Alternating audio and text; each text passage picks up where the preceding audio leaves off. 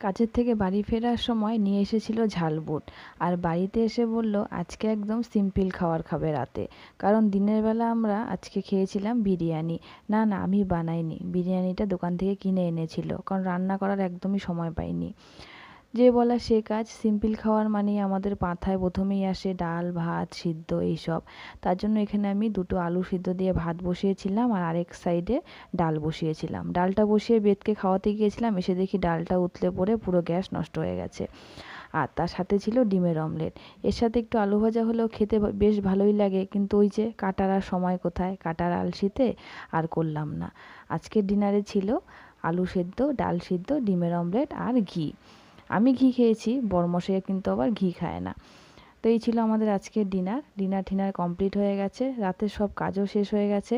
এখন বেদু তো দুটো না বাজলে ঘুম ঘুম আসে না, তাই ও একটু খেলছে ভুতু ভুতু, তাই ওকে ঘুম পাড়িয়ে তারপরে আমরা ঘুমাবো। তাহলে আজকের জন্য টাটা, গুড নাইট।